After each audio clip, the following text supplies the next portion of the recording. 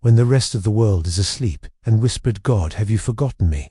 Have you ever watched as friend after friend walks down the aisle, posts the engagement photos, and starts the family, while you remain standing in what feels like the exact same spot you were in years ago?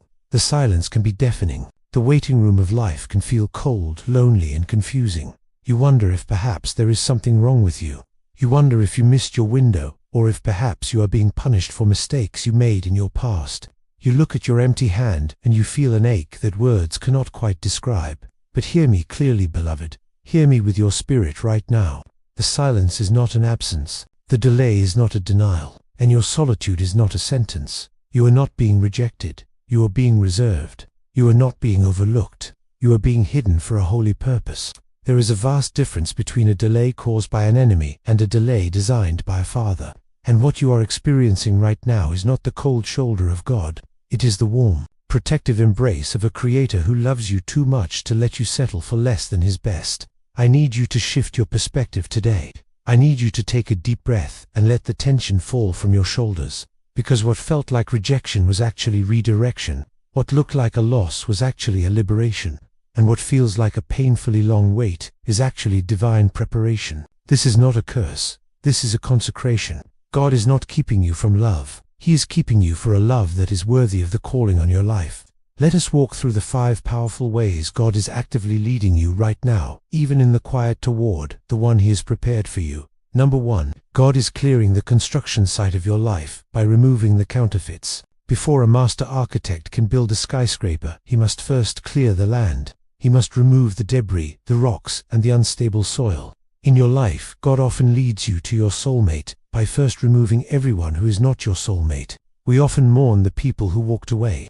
We cry over the relationships that ended. We plead with God to bring them back. But listen closely, child of God. Sometimes, God breaks your heart to save your life.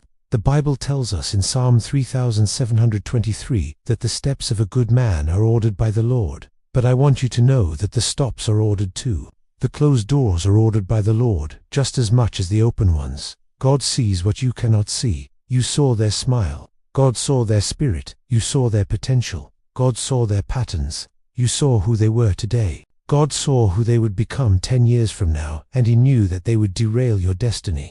He removed them not to hurt you, but to clear the space for the one who can actually carry the weight of your calling. He had to remove the good to make room for the godly. He had to remove the convenient to make room for the covenant. So if you are standing in the wreckage of a relationship that didn't work, stop looking back at the rubble. That is not a failure. That is site preparation. God cleared the ground so He could build something that will not collapse in the storm. Trust the removal. It is the first step of the arrival. Number 2. God is using this time to heal the root so the fruit can remain. Many of us want the fruit of a happy marriage, but we are still carrying the rot of past trauma, generational cycles, and inner wounds. If God gave you your person right now, while you are still bleeding from the past, you would bleed on them. You would punish them for crimes they did not commit. God loves you too much to let you build a future on a broken foundation. There is a beautiful promise in Joel 225, where God says, "I will restore to you the years that the locust has eaten." But before restoration comes, renovation. Right now, God is doing deep internal surgery on your heart. He is showing you your value so you don't look for it in a person. He is healing your father wounds or your mother wounds so you don't demand a spouse to fix what only God can fix. He is breaking the chains of addiction, of insecurity, and of fear that have plagued your bloodline for generations. He is ensuring that when you finally lock eyes with the one He has for you, you are whole. He wants you to come together as 2 whole pillars, supporting one temple, not 2 leaning broken people, trying to hold each other up. This season of singleness is not a pause in your life. It is the most productive season of your healing. He is healing the history so you do not repeat the hurt. Your takeaway is this: do not rush the surgery. Let the great physician finish the work in your heart. Number 3. God is aligning your purpose before He reveals your partner. There is a divine order that we often miss. In the book of Genesis, before God gave Adam a wife, He gave him a work. He gave him a garden to tend. He gave him a purpose. Why? Because if you don't know where you are going, you won't know who is supposed to go with you. A soulmate is not just someone to look at. They are someone to look forward with. They are a helpmate, a partner in the mission. If you don't have a mission, how can you recognize the partner? Right now, God is clarifying your vision. He is establishing your career, your ministry, your passion, and your identity in Him. He is getting you to run in your lane. Think of it like two runners on a track. If you are zigzagging all over the field chasing distractions, you will never run alongside the person in your lane. But when you focus, when you run with your eyes fixed on Jesus and the calling He has placed on your life, you will eventually look to your left or your right, and you will see someone running at the same pace, toward the same goal. That is how God brings them. Not while you are sitting still, but while you are moving forward.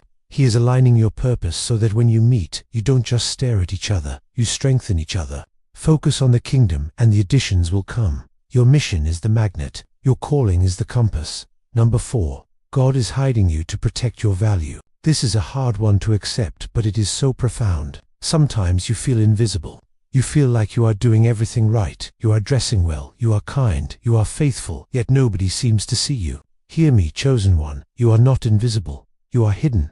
There is a difference. Items that are cheap are placed on the front shelves, easily accessible, handled by everyone who walks by. But the expensive things, the diamonds, the rare treasures, they are kept in the back. They are kept under lock and key. They are only shown to serious buyers who have paid the price. Colossians 3:3 says, "For you died, and your life is now hidden with Christ in God."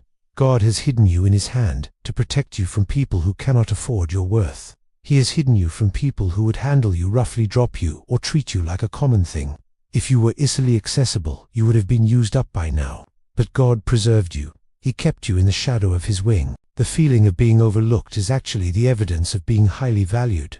God is filtering the traffic. He is acting as the gatekeeper of your heart. He is waiting for the one who has the spiritual currency, the character, and the covenant mindset to recognize your worth. Hidden meant holy. Hidden meant healed. Hidden meant exclusively reserved. So do not try to force yourself into the spotlight. Stay in His hand. The right one will know exactly where to find you because they will be seeking Him too. Number 5. God is teaching you the language of peace. For so long many of us have confused chaos with chemistry. We thought that butterflies' anxiety and the roller coaster of emotions meant love. We were addicted to the drama. But God is rewiring your nervous system. He is leading you into a place where you stop chasing the storm and start valuing the shelter. That is God changing your taste buds. He is preparing you to recognize your mate, not by the excitement of the spark, but by the safety of the spirit. When the right one comes, it might not feel like a lightning bolt of anxiety. It will feel like coming home. It will feel like exhaling. It will feel like peace. God is tuning your spirit to the frequency of peace, so that when your counterfeit comes with chaos, you reject it. But when your promise comes with peace, you receive it. You are learning to love the spirit, not just the shell. You are graduating from shallow waters to deep oceans. Trust your peace. It is the voice of God guiding you to your person.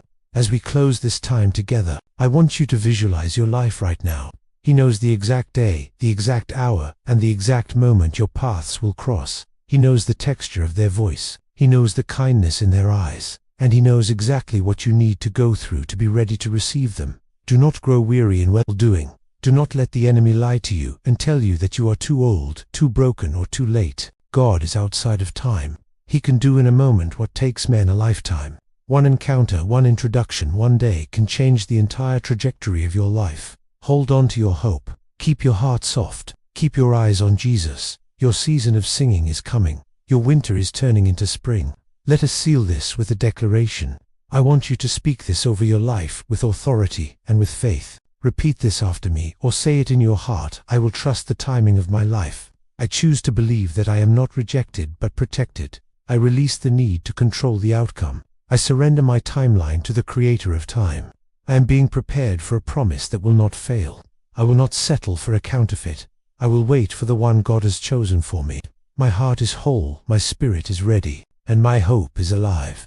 I am a child of God, and I am worthy of a covenant love. Beloved, walk with your head high today. You are cherished, you are seen, and you are being led step by step into the promise. God bless you.